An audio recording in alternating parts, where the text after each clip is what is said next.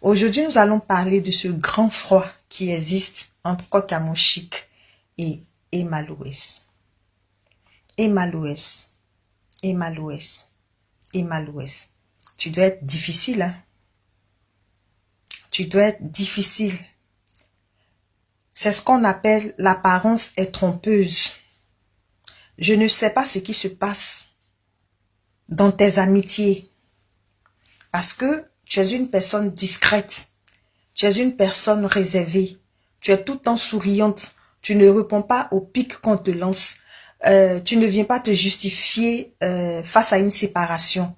Tu es toujours resté dans le silence et tu as toujours créé ce grand mythe-là autour de toi. C'est ce qui te valorise et c'est ce qui caractérise aujourd'hui ta personnalité. Parce que tu ne te mets pas dans la bassesse. Même quand tu as mal aux insultes, aux critiques, à tout ce que les uns et les autres diront de toi sur la toile, tu restes dans le silence et ça crée vraiment un mythe autour de ta personne. C'est ce qui aussi te valorise et c'est ce qui te permet aussi, en quelque sorte, de décrocher les gros contrats, d'excellents en fait. Parce que dans la vie, une personne discrète est digne de confiance. Une personne réservée est digne de confiance. Peu importe ce qu'on te dira. Et même quand tu veux répondre, tu réponds à travers des tics. Bref, ça c'était une parenthèse. Tu étais en amitié avec Poupette. On ne sait pas ce qui s'est passé. Vous vous êtes séparés. Tu as été en amitié avec José Priscille. On ne sait pas encore ce qui s'est passé. Vous vous êtes séparés. Tu as été en amitié avec Carmen Sama. On ne sait pas encore ce qui s'est passé. Vous vous êtes séparés. Tu as encore été en amitié sur une longue durée, sur une longue date. On peut dire même que c'est ta sœur, c'est une amie d'enfance, Ozwa. On ne sait pas ce qui s'est passé, on ne sait pas ce qui se passe.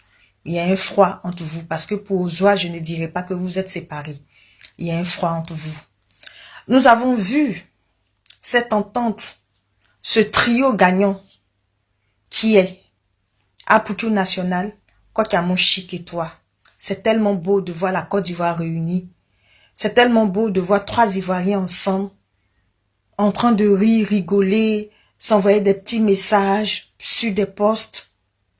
C'est comme ça qu'on vous a encore plus apprécié. Et du jour au lendemain, on ne sait pas ce qui s'est passé. Il y a Kokamoshik qui est en retrait et toi aussi. Tu vas te poser la question de savoir comment est-ce que les gens ont su que Kokamoshik et toi, il existe un grand froid entre vous. Mais nous ne sommes pas dupes.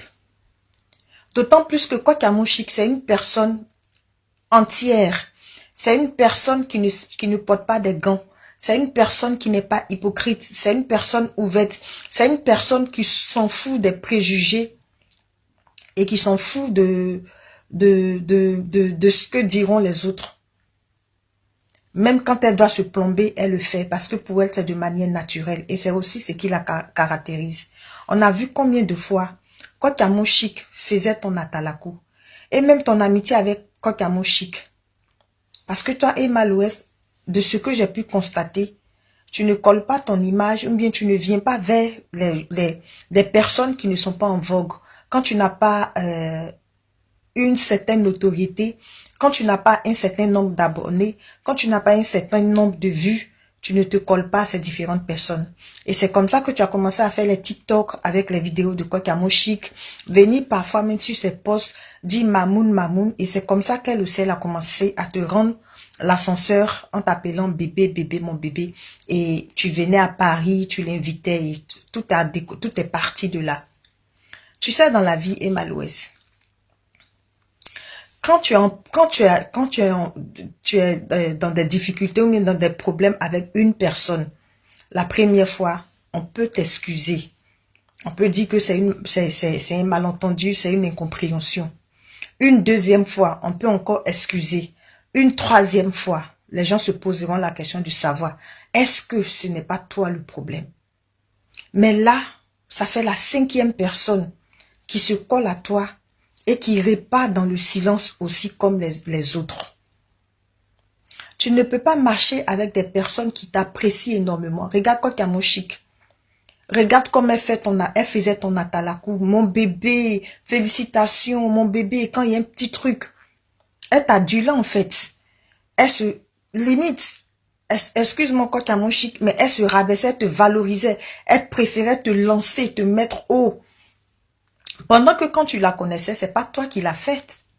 Elle était déjà Kokamo Chic, toi aussi tu étais déjà Emma Louès. Mais vous vous êtes mis ensemble parce que c'est deux grandes dames, c'est deux grandes influenceuses. Mais malgré cela, Kokamo Chic s'est oublié, elle t'a lancé, elle t'a mise très haut. Dans les atalakou, mon bébé, la petite là me plaît, oh mon bébé, avec un sourire, tout était naturel, tout était vrai, tout était sincère.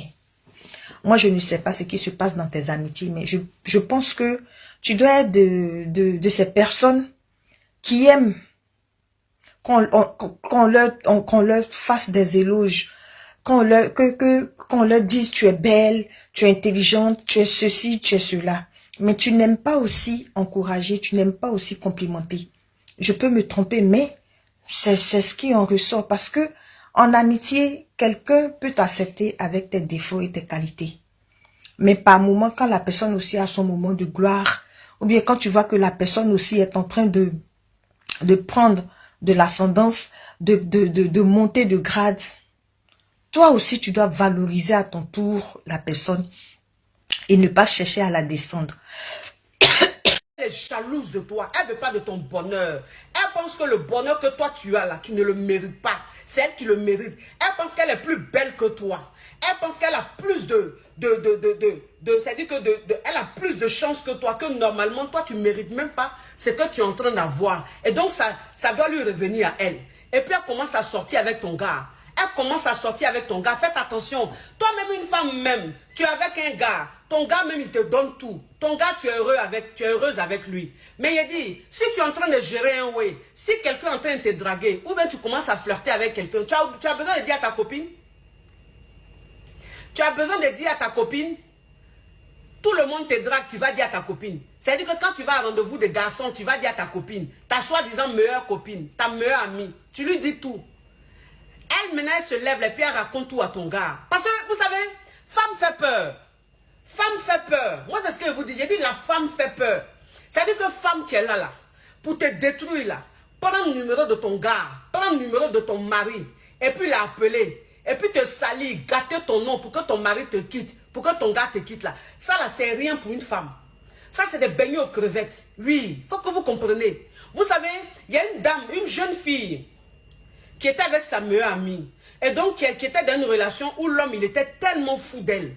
Il lui donnait tout. Et cet homme-là, lui a fait une demande en mariage. Vous comprenez? Quand son chéri lui a fait une demande en mariage, tout de suite, elle s'est pressée d'aller dire à sa copine, à sa meilleure amie, sa soi-disant meilleure amie. Elle était tellement contente qu'elle a appelé sa copine. Elles se sont vues et puis elle lui a expliqué, copine, il m'a demandé en mariage et tout, et tout. Sa copine disait, je suis contente pour toi. Sa copine a tout fait, elle a pris le numéro du monsieur là. Elle a pris le numéro du gars là. Et puis elle allait voir le gars. Elle a appelé le gars. Elle dit, est-ce qu'on peut se voir? Oui, c'est Chantal. Je vous donne un exemple. C'est Chantal, la copine de ta chérie. Oui, est-ce qu'on peut te voir? Et le gars dit, ah bon, tu veux me voir? Ok, il n'y a pas de souci. Il y a un problème. Elle dit, non, je veux te voir. Je veux te rencontrer. J'ai hâte de te parler. Et elle s'est levée. Elle allait au rendez-vous du gars. Vous voyez, femme. Elle s'est levée, elle allait au rendez-vous du gars. Quand elle allait au rendez-vous du gars là, elle s'est assise devant le gars là. Elle a tout expliqué au gars. Tous les petits ouais de sa copine, tous les petits ouais qu'elle gère, tous les petits plans qu'elle fait là, elle allait tout raconter au gars. Tout avec preuve. Vous comprenez? Elle a gâté la relation de sa meilleure amie, de sa copine. Le gars, quand il a vu tout avec preuve, tout, elle a même appelé sa copine au téléphone. Elle appelait sa copine au téléphone et puis elle causait avec sa copine. Comme si elle était seule. Et puis, en fait, elle la piégeait. Puis sa copine parlait, elle rigolait. Le gars, il était à côté, il a tout entendu. Vous comprenez? Et il n'a plus voulu la marier. Donc ça, c'est femme. C'est femme. Femme fait peur. Femme fait peur. Faites attention, mes chéris. Faites très attention. C'est-à-dire que, c'est vrai que quand tu es en train de vivre quelque chose, tu ne peux pas garder ça pour toi. Tu as envie de partager. Mais quand tu n'es pas une orpheline, que tu as une mère, quand tu n'es pas né seul, que tu as une soeur, ou même tu as un frère, je préfère même que tu expliques ton bonheur à ta soeur. Je préfère que tu expliques ton bonheur à ta mère, plutôt qu'à ta copine. Non, faites très attention. C'est que vous voyez sur les réseaux sociaux là, vous pensez que ça arrive qu'aux autres. Vous avez compris? Vous pensez que ça arrive qu'aux autres. C'est-à-dire que la jalousie qui est là, l'aigreur qui est là, on n'a pas besoin forcément d'être amis. Il suffit juste d'être en contact. Cette jeune dame qu'on a brûlé son magasin à Abidjan, mais vous pensez que celle qui a brûlé son magasin là, est-ce qu'en temps normal c'est sa copine? Est-ce que quand vous les regardez là, elle se ressemble? Non. C'est-à-dire que cette femme là, c'est peut-être une petite qu'elle a prise. C'est-à-dire qu'elle a eu pitié d'elle. Elle lui a dit, bon, elle voit une fille en train de galérer comme ça dans le quartier. Elle s'est dit, bon, je vais lui venir en aide. Puisque c'est l'amie à ma nièce, je vais lui venir en aide. Elle a pris cette fille-là pour travailler pour elle. Mais cette fille-là a fait quoi? Elle allait brûler son magasin. Mais c'est-à-dire que quand elle a brûlé son magasin là, c'est-à-dire, la jalousie, c'est qui l'animait là? Est-ce que c'était plus que le diable? C'est-à-dire qu'elle ne voyait plus clair. Elle était habitée par cette haine-là. Elle voulait détruire. Mais c'est-à-dire, elle n'a même pas pensé. Elle n'a pas pensé à elle-même. Parce que c'est ça. Puisque c'est là-bas qu'elle mange. C'est grâce à ça qu'elle mange. Mais en fait, tellement qu'elle était habitée par la jalousie, elle s'est dit, je préfère même ne plus avoir de boulot. Mais elle là, c'est elle qui a plus à perdre. Parce que c'est son magasin. C'est elle qui a mis des millions dans ce magasin-là. Donc si je brûle là, je vais l'anéantir. Elle va tomber. Vous comprenez? Tout ça, c'est la jalousie qui fait ça. Mais pourquoi est-ce que cette fille-là, elle a été poussée à faire ça? Parce qu'en fait, cette vieille mère venait tout le temps. Elle lui montrait qu'elle était heureuse. Cette